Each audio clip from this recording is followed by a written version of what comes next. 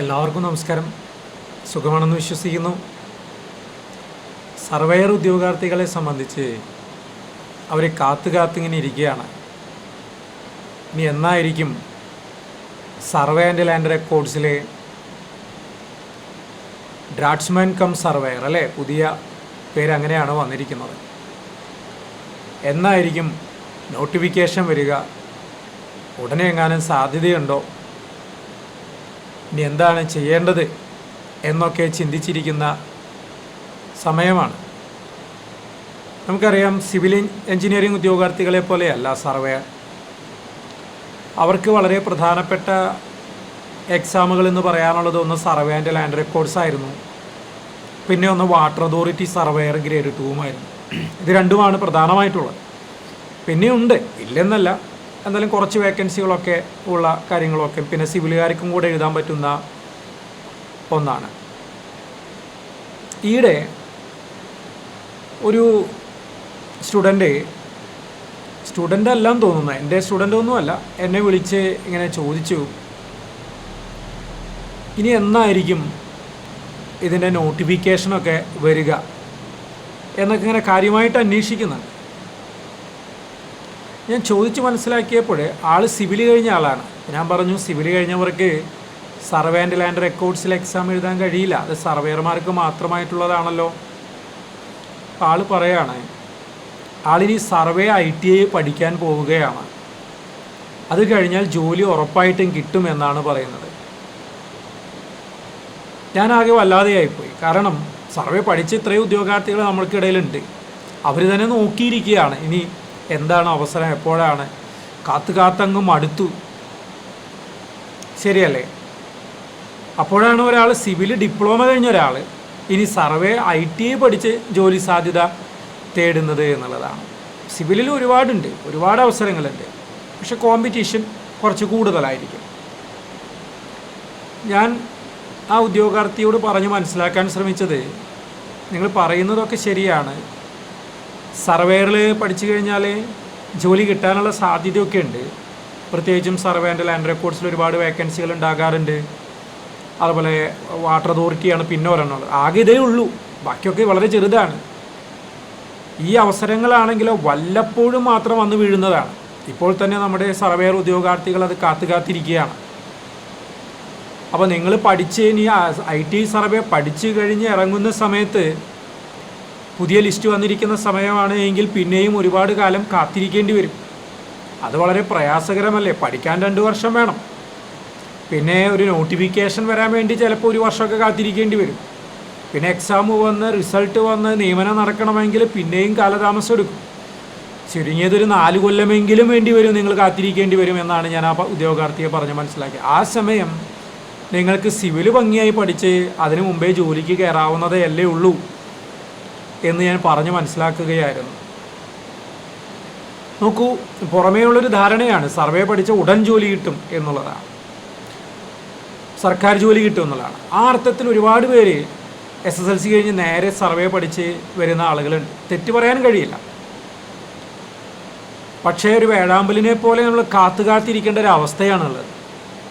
അവിടെയാണ് കാരണം ഒരു എക്സാം കഴിഞ്ഞു കഴിഞ്ഞാൽ പിന്നെ അടുത്തതൊരെണ്ണം വരണമെങ്കിൽ ഒരുപാട് കാലം നമ്മൾ കാത്തിരിക്കണമെന്ന് പറയുന്ന ഒരു അവസ്ഥയാണ്. ഇപ്പോൾ നമ്മുടെ ഉദ്യോഗാർത്ഥികളുടെ അവസ്ഥ എന്ന് പറയുന്നത് ഇത് തന്നെയാണ്, കാത്തു മടുത്തു, അല്ലേ? സർവേയർ ഉദ്യോഗാർത്ഥികൾ ഇനി എന്നായിരിക്കും വരിക എന്നുള്ളത്. അപ്പോൾ യാഥാർത്ഥ്യം എന്തായിരുന്നു എന്ന് ചോദിച്ചാൽ നമുക്കറിയാം, സർവേ ആൻഡ് ലാൻഡ് റെക്കോർഡ്സാണ് പ്രധാനപ്പെട്ടത്. അതിൽ സർവേയർ ഗ്രേഡ് 2 തസ്തികയെ യഥാർത്ഥത്തിൽ നിർത്തലാക്കി, അല്ലേ? എന്നിട്ട് പകരം പുതിയ പേരിട്ടു ഡ്രാഫ്റ്റ്സ്മാൻ കം സർവേയർ എന്നുള്ളത്. അതിൻ്റെ ഒരു ഉത്തരവൊക്കെ ഇറങ്ങിയിരുന്നു, ഞങ്ങളെല്ലാവരും അത് ശ്രദ്ധിച്ചിട്ടുണ്ടാവും, കണ്ടിട്ടുണ്ടാവും. ആ ഉത്തരവിൽ കൃത്യമായി പറയുന്നുണ്ട്, ആ ഡേറ്റ് മുതൽ ഇനി മുതൽ ഡ്രാഫ്റ്റ്സ്മാൻ കം സർവേയർ ആയിരിക്കും. അപ്പോൾ ആ ഒരു തസ്തികയ്ക്ക് വേണ്ടി എത്രയും പെട്ടെന്ന് എക്സാം നടത്തി നിയമനം നടത്തുന്നതിനുള്ള നടപടികൾ സ്വീകരിക്കേണ്ടതാണ് എന്നാണ് ആ ഉത്തരവിൽ, സർക്കാർ ഉത്തരവിൽ ഉണ്ടായിരുന്നത്. എല്ലാവരും പ്രതീക്ഷിച്ചു എത്രയും പെട്ടെന്ന് പുതിയ നോട്ടിഫിക്കേഷൻ വരുമായിരിക്കും എന്നുള്ള രീതിയിൽ എല്ലാവരും പഠനമൊക്കെ ആരംഭിച്ചു. ഇനി അതിന് വൈകണ്ട എന്ന് വിചാരിച്ചിട്ടാണ്. പക്ഷേ അന്ന് ഞാനിടയ്ക്ക് ഉദ്യോഗാർത്ഥികളുടെ അടുത്ത് പറയാറുണ്ട്, ഇങ്ങനൊരു സംഭവം വന്നാൽ ഉത്തരവിൽ അങ്ങനെയൊക്കെ ഉണ്ടെങ്കിലും ഇനി ഈ പുതിയ തസ്തികയ്ക്ക് വേണ്ടി സ്പെഷ്യൽ റൂൾസും മറ്റുമൊക്കെ ഉണ്ടാക്കേണ്ടി വരും. അതൊക്കെ വലിയ ടൈം എടുത്ത് സമയമെടുത്തൊക്കെ ചെയ്യുന്നൊരു പ്രോസസ്സാണ്. വളരെ എളുപ്പത്തിലൊന്നും നടക്കുന്നൊരു കാര്യമൊന്നുമല്ല. അതൊക്കെ ചെയ്തതിന് ശേഷം വേണം പുതിയ നോട്ടിഫിക്കേഷൻ പുറപ്പെടുവിക്കുന്നതിന് വേണ്ടി. ചിലപ്പോൾ അത് പെട്ടെന്ന് ചെയ്തേക്കാം. ഡിപ്പാർട്ട്മെൻറ്റിൽ ആവശ്യമുണ്ട്, പെട്ടെന്ന് ആളുകളെ ആവശ്യമുണ്ടെന്ന് തോന്നിയാൽ ഗവൺമെൻറ്റിലൊക്കെ പ്രഷർ കൊടുത്ത് വേണമെങ്കിൽ പെട്ടെന്ന് വന്നേക്കാം. പക്ഷേ ചിലപ്പോൾ അതിന് ഒരുപാട് സമയം എടുത്തേക്കും. ഒന്നും പറയാനായിട്ട് കഴിയില്ല. അതായിരുന്നു അവസ്ഥ. ആ ഒരു സാഹചര്യത്തിൽ നമ്മൾ സർവേയർമാർക്ക് വേണ്ടി ഒരു കോഴ്സ് ആരംഭിച്ചിരുന്നു. അപ്പോൾ തന്നെ ഞാൻ നിരന്തരം പറയാറുണ്ട്, ഈ കോഴ്സ് ഒരിക്കലും എക്സാം ഇന്ന് വരും നാളെ വരും എന്ന് പ്രതീക്ഷിച്ചുകൊണ്ടല്ല നമ്മൾ ചെയ്യുന്നത്. മറിച്ച് എന്നെങ്കിലും വരും. വന്നു കഴിഞ്ഞാൽ നമുക്ക് പഠിക്കാനൊന്നും സമയം കിട്ടണമെന്നില്ല. ഇപ്പോഴത്തെ PSCയുടെ രീതികൾ അങ്ങനെയാണ്. നോട്ടിഫിക്കേഷൻ വന്നാൽ തൊട്ടുപിറകെ എക്സാം വരും. ആ സമയത്ത് ഒന്നും ആയിട്ടുണ്ടാവില്ല, നമുക്ക് പഠിച്ചെത്തില്ല. ഇപ്പോഴാകട്ടെ, ഇപ്പോൾ കഴിഞ്ഞ LSTD ഓവർസിയർ ഗ്രേഡ് 3 സിവിലിൻ്റെ ഒരു എക്സാം കഴിഞ്ഞിരുന്നു. അതിൻ്റെ ക്വസ്റ്റ്യൻ പേപ്പറൊക്കെ കഴിഞ്ഞപ്പോൾ കുട്ടികൾ പറയുന്നത് സമയം കിട്ടിയില്ല എന്ന് പറയുന്നത് ചെയ്യാനായിട്ട്. കാരണം ഒത്തിരി സ്റ്റേറ്റ്മെൻറ്റ് ലെവൽ ക്വസ്റ്റ്യൻസാണ്. അത് വായിച്ച് നോക്കി കൺഫ്യൂഷൻ തീർത്ത് അറ്റൻഡ് ചെയ്യാൻ പറ്റണ്ടേ. പരിശീലനത്തിൻ്റെ കുറവാണ്, പ്രാക്ടീസ് കുറഞ്ഞ്. കാരണം അതുപോലെയുള്ളൊരു എക്സാം ഒന്നും പ്രതീക്ഷിക്കുന്നില്ല ഇത്ര അധികം. അപ്പോൾ അങ്ങനെയൊക്കെ മാറിയിരിക്കുന്നു പഠന രീതികൾ, അല്ലെങ്കിൽ എക്സാമിൻ്റെ ശൈലിയൊക്കെ മാറിയിരിക്കുന്നു. ഒരുപാട് സമയം വേണം നമുക്ക് പഠിച്ചെടുക്കാൻ വേണ്ടിയിട്ട്. അപ്പോൾ ഞാൻ അന്നേ പറഞ്ഞിരുന്നു, നമ്മൾ അഡ്വാൻസ് ചെയ്ത് പഠിച്ചു വയ്ക്കുക, ദീർഘകാലം പഠിച്ചു വയ്ക്കുക. എക്സാം വരുമോ എന്ന് തന്നെ നമുക്ക് പറയാൻ കഴിയില്ല. അതൊക്കെ കാത്തിരുന്ന് കാണേണ്ട കാര്യമാണ്. എക്സാം വരുമോ വരില്ലേ, എന്ന് വരും എന്നുള്ളതിനെക്കുറിച്ച് നമുക്ക് യാതൊരു ഐഡിയ ഇല്ല. കാരണം കുറച്ച് സാങ്കേതികമായിട്ടുള്ള കാര്യങ്ങളുണ്ട് ഇതിനകത്ത്. സ്പെഷ്യൽ റൂൾസ് വരണം, അങ്ങനത്തെ കാര്യങ്ങളൊക്കെ വരാം. ചിലപ്പോൾ അത് പെട്ടെന്ന് വരാം, ചിലപ്പോൾ ഒരുപാട് സമയമെടുത്തേക്കാം. ഒന്നും പറയാൻ കഴിയാത്ത ഒരു സാഹചര്യമാണ് ഉള്ളത്. ശരിക്കും മടുത്തു അല്ലേ. ഉദ്യോഗാർത്ഥികൾ വളരെ നിരാശരാണ് എന്ന് പറയുന്നതിൽ തെറ്റില്ല എന്നാണ് എനിക്ക് തോന്നുന്നത്. സർവേയർ ഉദ്യോഗാർത്ഥികളുടെ കാര്യം. സിവിലുകാർക്ക് അങ്ങനെയല്ല. സിവിലുകാർക്ക് ഇഷ്ടം പോലെ എക്സാമുകളാണ്. ഒന്ന് കഴിഞ്ഞാൽ മറ്റൊന്ന്, മറ്റൊന്ന് കഴിഞ്ഞാൽ മറ്റൊന്ന് എന്ന് പറയുന്ന രീതിയിൽ കോമ്പറ്റീഷൻ കുറച്ച് കൂടും എന്ന് മാത്രമേ ഉള്ളൂ. പക്ഷെ അങ്ങനെ വിഷമിക്കൊന്നും വേണ്ട, വരും, എപ്പോഴെങ്കിലും വരും. നമ്മൾ റെഡിയായിട്ടിരിക്കാൻ ശ്രമിക്കുക എന്ന് മാത്രമേ എനിക്ക് അതിനെക്കുറിച്ച് നിങ്ങളുടെ അടുത്ത് ഇപ്പോഴും എനിക്ക് പറയാനുള്ളൂ. ഈ വീഡിയോ കണ്ട ഉടനെ ഇനിയിപ്പോൾ ഉടനെ വരുമോ എന്നുള്ള തെറ്റിദ്ധരിച്ച് ഓടി വന്ന് പഠിക്കാനൊന്നും വരണ്ട കേട്ടോ. അപ്പോൾ എല്ലാവരുടെയും ചോദ്യം ഇത് തന്നെയാണ്, നോട്ടിഫിക്കേഷൻ ഉടൻ ഉണ്ടാകുമോ എന്നുള്ള കാര്യമാണ്. സത്യത്തിൽ ഇത് ആർക്കും അറിയില്ല എന്നുള്ളതാണ് വസ്തുത. അതിങ്ങനെ ആയി വരണം. ആയി വരിക മീൻസ് സ്പെഷ്യൽ റൂൾസൊക്കെ ഭേദഗതിയൊക്കെ വന്ന് അങ്ങനെയാണ് PSC അടുത്ത നോട്ടിഫിക്കേഷൻ വരാനായിട്ട് തീരുമാനിച്ച് അങ്ങനെയൊക്കെ വരിക തന്നെ വേണം. അത് സംഭവിക്കുക തന്നെ വേണം. അപ്പോൾ അത് നമുക്ക് കാത്തിരിക്കുക എന്നുള്ളത് മാത്രമേ നിവൃത്തിയുള്ളൂ. വളരെ വേദനയുള്ള കാത്തിരിപ്പ് തന്നെയാണ് അത് എന്നുള്ളതാണ്. പക്ഷെ അവിടെ മറ്റൊരു വസ്തുതയുണ്ട്. ഇപ്പോൾ വന്നു കഴിഞ്ഞാൽ, ഈ മാസം വന്നെന്നിരിക്കട്ടെ, നമ്മൾ റെഡി ആയിട്ടുണ്ടോ, പഠിച്ച് റെഡി ആയിട്ടുണ്ടോ എന്നുള്ളത് മറ്റൊരു ചോദ്യമാണ്. ഇപ്പോൾ വരാൻ ആഗ്രഹിച്ചത് കൊണ്ട് മാത്രം ആയില്ല. നമ്മൾ റെഡിയാണോ, ഈ പുതിയ കാലഘട്ടത്തിനനുസരിച്ച് സിലബസൊക്കെ വ്യക്തമായ രീതിയിൽ പഠിച്ച് സ്റ്റേറ്റ്മെൻറ്റ് ലെവൽ ക്വസ്റ്റ്യൻസൊക്കെ നോക്കി നമ്മൾ റെഡിയാണോ എന്നുള്ളത് അതൊരു വലിയ വിഷയം തന്നെയാണ്. അപ്പോൾ കാത്തിരിക്കാം, ക്ഷമ വേണം. സർക്കാർ ജോലി അങ്ങനെ തന്നെയാണ്. കാരണം ആഗ്രഹിക്കുന്നവരുടെ എണ്ണം വളരെ കൂടുതൽ, ലഭിക്കുന്നവരുടെ എണ്ണം വളരെ കുറവാണല്ലോ. അപ്പോൾ അതിൻ്റേതായ ബുദ്ധിമുട്ടുകളും കാര്യങ്ങളും ഒക്കെ ഉണ്ട്. അപ്പോൾ കുറേ പേര് തുടക്കം മുതൽ പഠിച്ചു വരുന്ന ആളുകളൊക്കെ ഉണ്ട് കേട്ടോ. എനിക്കറിയാവുന്ന കുറേ ഉണ്ട്. കുറേ ആളുകൾ നമ്മുടെ കോഴ്സ് തന്നെ എടുത്ത് ഒരു വർഷത്തോളമായിട്ട് കണ്ടിന്യൂസ് ആയിട്ട്, 1 വർഷം ആവുന്നേ ഉള്ളൂ എങ്കിലും കണ്ടിന്യൂസ് ആയിട്ട് പഠിച്ചു വരുന്ന ആളുകൾ കുറേ പേരുണ്ട്. അവരുടെ ക്ഷമയൊക്കെ സമ്മതിക്കണം. പക്ഷെ അവർ വാശിയിൽ തന്നെയാണ്, ഇത് നേടിയെടുക്കുക തന്നെ ചെയ്യും എന്നുള്ളതാണ്. അപ്പോൾ ഈ ഒരു പ്രശ്നം കാരണം വരാൻ വൈകുന്നത് കൊണ്ട് കഴിഞ്ഞ ലിസ്റ്റിലുണ്ടായിരുന്ന ഒരുപാട് പേർക്ക് ഗുണം കിട്ടിയിട്ടുണ്ട് അല്ലേ. ആ ലിസ്റ്റിൽ നിന്ന് ഒരുപാട് പേരെ എടുത്തു. ഇപ്പോൾ ഈയിടെ ഒരുപാട് പേർക്ക് ജോലി കിട്ടിയതായിട്ട് എന്നെ അറിയിച്ചിരുന്നു. വളരെ സന്തോഷപൂർവ്വമാണ്. കിട്ടില്ല എന്നാണ് വിചാരിച്ചത്, പക്ഷേ കിട്ടി എന്ന് പറഞ്ഞുകൊണ്ട് ഒത്തിരി പേര് വിളിച്ചിരുന്നു. സന്തോഷം, അവർക്കെല്ലാം അഭിനന്ദനങ്ങൾ. ഒത്തിരി കാലം കാത്തിരുന്ന് പ്രയത്നിച്ചിട്ട് തന്നെയാണ് അവരൊക്കെ അത് നേടിയെടുത്തിട്ടുള്ളത്. അപ്പോൾ അതേ ക്ഷമയും കാര്യങ്ങളും നമുക്കും ഉണ്ടാകണം എന്നുള്ളത് തന്നെയാണ് എനിക്കവിടെ പറയാനുള്ളത്. ഒരു കൂട്ടർ ചിന്തിക്കുന്നത് മതി, നിർത്തിയേക്കാം, ഇതൊന്നും നടക്കുന്ന കാര്യമല്ല എന്ന് ചിന്തിക്കുന്ന ആളുകളുണ്ട്. ഞാൻ പറഞ്ഞല്ലോ, എത്ര ആളുകൾ ആഗ്രഹിക്കുന്നു, വളരെ കുറഞ്ഞ ആളുകൾക്കേ ലഭിക്കൂ. അപ്പോൾ അതിൻ്റെ പിന്നിൽ കുറേ സഹനം, ക്ഷമ, സമയം ഒക്കെ ആവശ്യമായിട്ട് തന്നെ വരും. അല്ലേ? അല്ലാതെ അത്ര എളുപ്പത്തിൽ നടക്കുന്ന കാര്യമൊന്നുമല്ല. അപ്പോൾ അതിനൊക്കെ തയ്യാറാകുന്ന ആളുകൾക്ക് മാത്രം പറഞ്ഞിട്ടുള്ളതാണ് ഇക്കാര്യങ്ങൾ, അല്ലേ? പറയുമ്പോൾ ഒരു നിരാശയാണ് സത്യത്തിൽ. ഇപ്പോൾ ഞാനും ഡിപ്ലോമയൊക്കെ കഴിഞ്ഞിരിക്കുന്ന ഒരു സമയത്ത് അന്ന് IT ക്കാരുടെ പോസ്റ്റിലേക്ക് ഡിപ്ലോമക്കാർക്കൊന്നും അയക്കാൻ പറ്റുമായിരുന്നില്ല. ഡിപ്ലോമക്കാർക്കാണെങ്കിൽ വളരെ അപൂർവമായിട്ടുള്ള വേക്കൻസികളേ ഉള്ളൂ. അങ്ങനെ കുറേ കാലം, അതും ഉള്ള വേക്കൻസികൾ പ്രധാനപ്പെട്ടതൊക്കെ ഓൾറെഡി ലിസ്റ്റ് വന്നും കഴിഞ്ഞിരുന്നു. അന്നാണെങ്കിൽ 3 കൊല്ലം കഴിഞ്ഞിട്ട് അടുത്ത നോട്ടിഫിക്കേഷൻ പ്രതീക്ഷിക്കുന്നുണ്ടോ, 3 അല്ല 5 കൊല്ലമൊക്കെ എടുക്കും. അപ്പോൾ പഠിച്ചു കഴിഞ്ഞ ഉടനെ കുറേ കാലം കാത്തിരിപ്പ് തന്നെയായിരുന്നു. ഒരെണ്ണം വന്ന് കിട്ടിയാൽ എന്നുള്ള രീതിയിൽ ഒരുപാട് കാലം കാത്തിരുന്നു. ക്ഷമ തന്നെ. നമ്മൾ ചെയ്യേണ്ടത് എന്താണെന്ന് വെച്ചാൽ ഈ സമയത്ത് സ്ട്രെസ്സൊക്കെ ഒന്ന് കുറയ്ക്കുക. പാർട്ട് ടൈമായിട്ടോ ഫുൾ ടൈമായിട്ടോ മറ്റ് ജോലികളൊക്കെ നോക്കുക. എന്തെങ്കിലും ജോലിക്കൊക്കെ പോവുക. പാർട്ട് ടൈമായിട്ട് കുറച്ച് സമയം മാത്രം നമ്മുടെ സബ്ജക്റ്റ് പഠിക്കുക, ക്ഷമയോടുകൂടെ പഠിക്കുക. അത്രേ ചെയ്യാനുള്ളൂ. വേറെ ജോലിക്കൊക്കെ പോവാം, അതിലൊന്നും തടസ്സമൊന്നുമില്ല. നമുക്കത് പഠനത്തെ ഒന്നും ബാധിക്കൊന്നുമില്ല. എന്നിട്ട് രാത്രിയിലൊക്കെ കുറച്ച് സമയം, 1 മണിക്കൂറൊക്കെ മതി, 1 മണിക്കൂറൊക്കെ ഇതിനു വേണ്ടി ഒന്ന് ദീർഘകാലമായിട്ടൊന്ന് പരിശ്രമിച്ച് നോക്കുക. നമ്മുടെ ആ ഒരു പഠിച്ചൊരു ലെവലാകുമ്പോൾ ഇതൊക്കെ വന്നോളും. അങ്ങനെ ആശ്വസിക്കുക, അല്ലാതെ വേറെ നിവൃത്തിയൊന്നുമില്ലല്ലോ. അപ്പോൾ അതാണ് നമ്മൾ ചിന്തിക്കേണ്ടത്. പഠനം നിർത്തി എന്ന് പറഞ്ഞ് വാശി പിടിച്ചിരുന്നിട്ട് കാര്യമൊന്നുമില്ല. അപ്പോൾ പിന്നെ നമ്മുടെ ആ സ്വപ്നം എന്നേക്കുമായിട്ട് കുഴിച്ചു മൂടപ്പെടേണ്ടി വരും. അതല്ലല്ലോ വേണ്ടത്.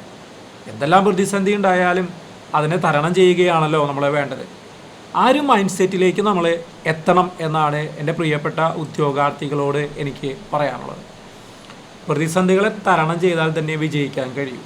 വിജയിച്ചിട്ടുള്ള ആളുകൾ, അല്ലെങ്കിൽ ഇപ്പോൾ ജോലി കിട്ടിയിട്ടുള്ള ആളുകളോടൊക്കെ പറഞ്ഞു നോക്കൂ, ചോദിച്ചു നോക്കൂ, എങ്ങനെയാണ് കിട്ടിയേ എന്ന് ചോദിച്ചു നോക്കി. അവർ പറയും, വർഷങ്ങളുടെ കണക്ക് പറയും.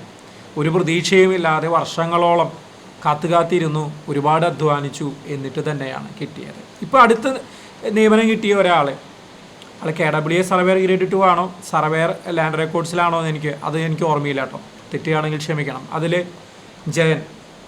ജയചന്ദ്രൻ എന്നോ ജയമോഹൻ എന്നോ പേര്, മൂവാറ്റുപുഴ ആ ഒരു ഭാഗത്തു നിന്നുള്ള ഒരാൾ എന്നെ വിളിച്ചിരുന്നു. വളരെ സന്തോഷം. അപ്പോൾ ആളിതുപോലെ ഒരിക്കൽ KWA സർവേറിന് വേണ്ടി പഠിക്കുമ്പോഴാണോ സർവേ ഏതാണെന്ന് എനിക്ക് ഓർക്കുന്നില്ല, ഇടയ്ക്ക് എന്നെ വിളിച്ച് ഇങ്ങനെ പറഞ്ഞു, പറ്റുന്നില്ലല്ലോ സാറേ, ജോലിയുണ്ട്, രാത്രി 8 മണി 9 മണിയാവും തിരിച്ചെത്തുമ്പോൾ, എന്നിട്ടിപ്പോൾ ഒരു റൂം എടുത്തിരുന്ന് പഠിക്കുകയാണ്, നമ്മുടെ കോഴ്സ് പഠിക്കുകയാണ് ആൾ. എന്നെക്കൊണ്ട് ആവുന്നില്ല, ഞാൻ നിർത്തിയാലോ എന്ന ആൾ ചോദിച്ചിരുന്നു. ഞാനന്ന് പറഞ്ഞു, അന്ന് എക്സാം ഡിക്ലെയർ ആയിട്ടുണ്ടായിരുന്നില്ല. ഞാൻ പറഞ്ഞു, ഇത്രയൊക്കെ പഠിച്ചതല്ലേ, കാത്തിരിക്കും, സ്ട്രെസ്സൊന്നും വേണ്ട, നമുക്ക് പതുക്കെ പഠിച്ചാൽ മതി, എക്സാം വന്നിട്ടില്ലല്ലോ, സമയം ഇനിയുണ്ടല്ലോ, നമുക്ക് നോക്കാന്നേ എന്ന ആളുടെ അടുത്ത് പറഞ്ഞു. ആളത് ശരിക്കും കേട്ടു. ആൾ പിന്നെ സ്ട്രെസ് അങ്ങ് എടുത്ത് മാറ്റി. എക്സാം വരുമ്പോൾ വരട്ടെ, ഞാൻ എന്തായാലും എല്ലാ ദിവസവും കുറച്ച് സമയം ജോലിയൊക്കെ കഴിഞ്ഞ് വന്ന് രാത്രിയിൽ കുറച്ച് സമയം പഠിക്കും എന്ന ആൾ മനസ്സുകൊണ്ട് തീരുമാനിച്ചു. മനസ്സുകൊണ്ട് തീരുമാനിക്കുക മാത്രമല്ല, ആളത് പ്രാവർത്തികമാക്കി എന്നുള്ളതാണ് അതിലെ കാര്യം. എന്നെ വിളിച്ച്, എനിക്ക് നല്ല ഓർമ്മയുണ്ട്, ആളുടെ പേരൊക്കെ നല്ല ഓർമ്മയുണ്ട്. അതുപോലെ രാത്രിയിൽ വളരെ കഷ്ടപ്പെട്ട് റൂമിൽ വരുന്ന കാര്യങ്ങളൊക്കെ എനിക്ക് നല്ല ഓർമ്മയുണ്ട്. കാരണം ലൈവ് ക്ലാസ്സൊക്കെ ഉണ്ടാവുള്ളപ്പോൾ ആൾ കുറച്ച് ലേറ്റായിട്ടൊക്കെയാണ് ഓടിച്ചാടി വരികയൊക്കെ ചെയ്യാറ്. അപ്പോൾ ആളിൻ്റെ അടുത്ത് പറഞ്ഞു, സാറന്ന് പറഞ്ഞില്ലേ, എക്സാം എപ്പോഴെങ്കിലും വരട്ടെ, ക്ഷമയോടെ കാത്തിരിക്കുക, ദിവസവും കുറച്ച് സമയം ഒന്ന് സ്പെൻഡ് ചെയ്യുക, അതും സ്ട്രെസ്സില്ലാതെ, ടെൻഷനൊന്നും ഇല്ലാതെ, ജോലി നിർത്തുകയും വേണ്ട. അത് ഞാൻ കേട്ടു. അപ്പോൾ എൻ്റെ സ്ട്രെസ്സേ പോയി.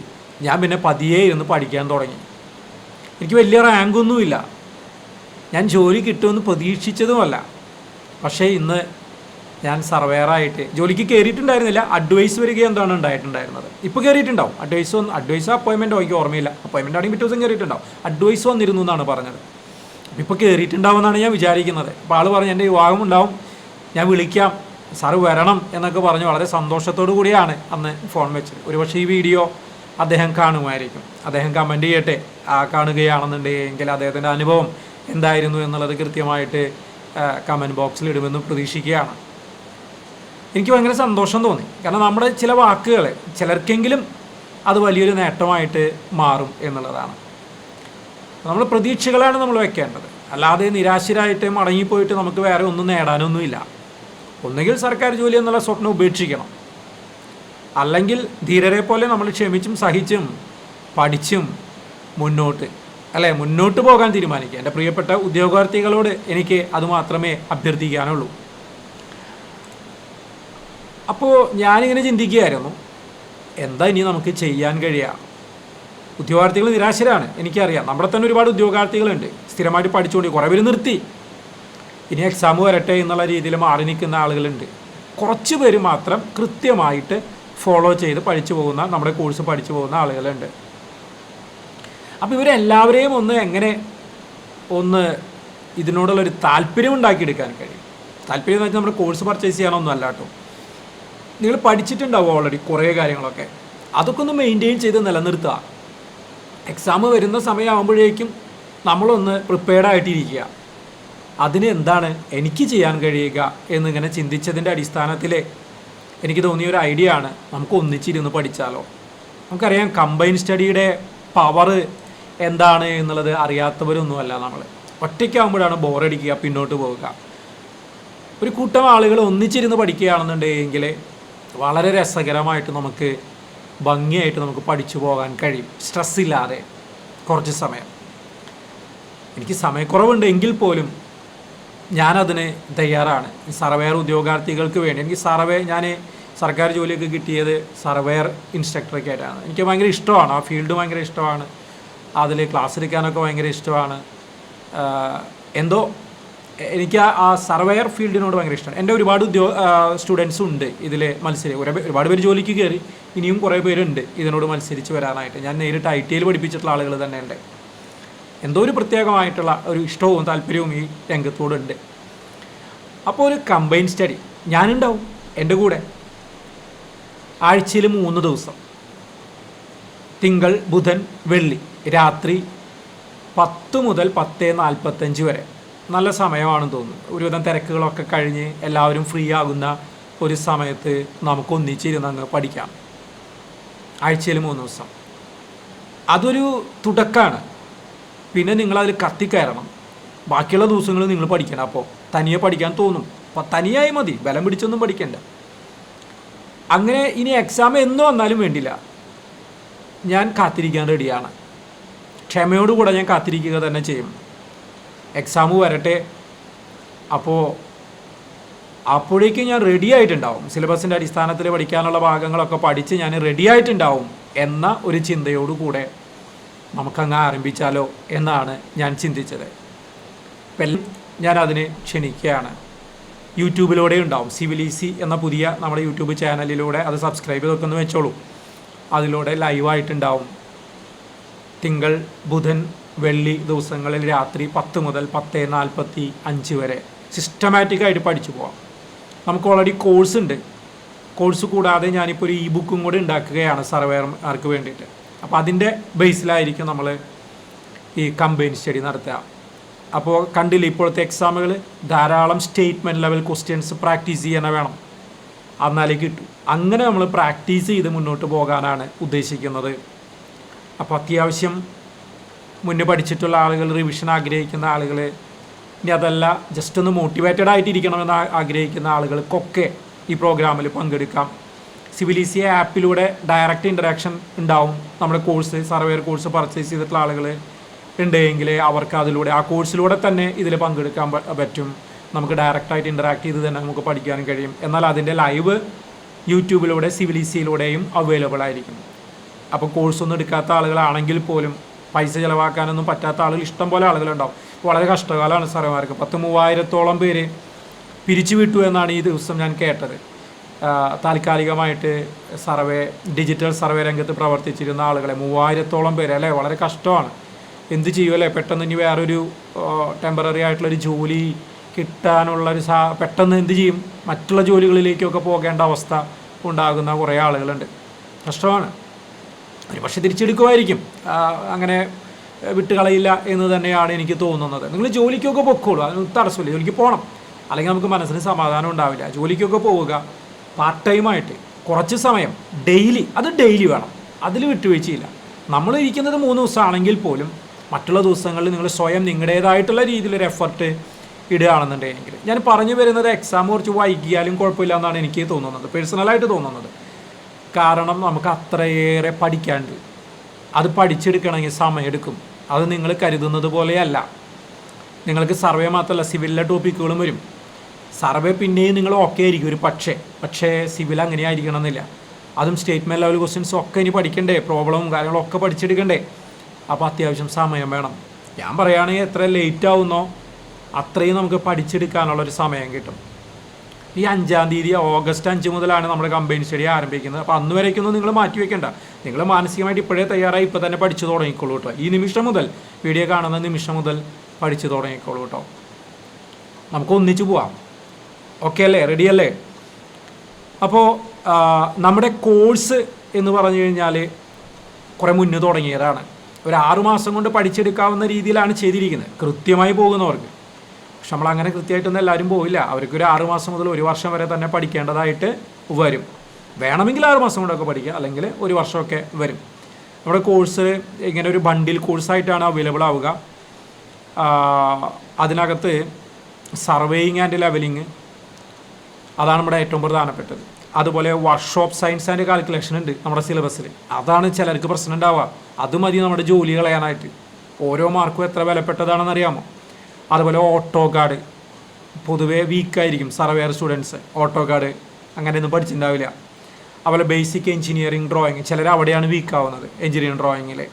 പിന്നെ ബിൽഡിംഗ് മെറ്റീരിയൽ ആൻഡ് കൺസ്ട്രക്ഷൻ അത് പിന്നെ പഠിക്കാൻ എളുപ്പമാണെങ്കിലും കുറേ ഉണ്ട്. സർവേ പഠിക്കുന്നതിനേക്കാൾ കൂടുതലുണ്ട് ഈ മറ്റുള്ള കാര്യങ്ങൾ പഠിച്ചുണ്ടാക്കാനായിട്ട്. അവിടെയാണ് പലരും പിന്നോട്ട് പോവുക. എക്സാമൊക്കെ എഴുതി, പക്ഷേ നമ്മൾ പിന്നോട്ട് പോകുന്ന മാർക്ക് ചിലപ്പോൾ ഒരു 10-20 മാർക്കൊക്കെയാണ് ഈ സബ്ജക്റ്റുകളിൽ നിന്നുണ്ടാവുള്ളൂ. പക്ഷേ അത് വളരെ വളരെ നിർണായകമാവും. അതുകൊണ്ടാണ് ഇതിന് സമയമെടുത്ത് പഠിക്കണം എന്ന് പറയാനായിട്ടുള്ള കാരണം. ഇപ്പോൾ നമ്മുടെ കോഴ്സിനകത്ത് എന്താണ് ഉള്ളത് എന്ന് ഞാൻ കാണിച്ചു തരാം. നിങ്ങൾക്കറിയാം, കുറേ പേർക്ക് അറിയാം, കണ്ടിട്ടുള്ള ആളുകൾ തന്നെയാണ്. ജസ്റ്റ് ഒന്ന് ഇത്രയും പറഞ്ഞ സ്ഥിതിക്ക് ഞാൻ കോഴ്സ് ഒന്ന് കാണിച്ചു എന്ന് മാത്രം കേട്ടോ. ഇതിപ്പോൾ അതിൽ സർവേയിങ് ആൻഡ് ലെവലിംഗ് ആണ് കേട്ടോ. അപ്പോൾ അതിൽ കോഴ്സിലേക്ക് വന്നൊരു വാട്സപ്പ് ഗ്രൂപ്പ് ആദ്യം ഉണ്ടാവും. വാട്സപ്പ് ഗ്രൂപ്പിൽ ജോയിൻ ചെയ്യുക, എല്ലാവരും ഒന്നിച്ച് അവിടെ ഇരിക്കുക എന്നുള്ളത് തന്നെയാണ്. പിന്നെ നമ്മളിങ്ങനെയാണ് സ്റ്റാർട്ട് ചെയ്യുക. ഡേ 1, ഡേ 2 നിങ്ങൾ അങ്ങനെ പഠിച്ചു പോവുക. ആദ്യത്തെ ദിവസം ഞാൻ ഇത് പഠിക്കും. അപ്പോൾ ഡേ 1 അതിലേക്ക് പോവുക. ഡേ 1 കണ്ടോ, day 1, day 2, day 3, day 4, day 5 എന്ന് പറഞ്ഞിട്ടാണ് പോകുന്നത്. 1ാമത്തെ ദിവസം, 2ാമത്തെ ദിവസം എന്ന് പറഞ്ഞിട്ടാണ് പോകുന്നത്. തുടക്കത്തിലൊക്കെ അങ്ങനെ തന്നെ പഠിച്ചാൽ മതി. ഒരു ദിവസം പഠിക്കേണ്ടത് മാത്രം ആ ദിവസം പഠിച്ചാൽ മതി. അടുത്ത ദിവസം കുറച്ചാണ് കഴിയുമ്പോൾ നമുക്ക് ഭയങ്കര ഇൻട്രസ്റ്റിംഗ് ആവും, അതിനോടൊരു അഡിക്ഷൻ തോന്നും.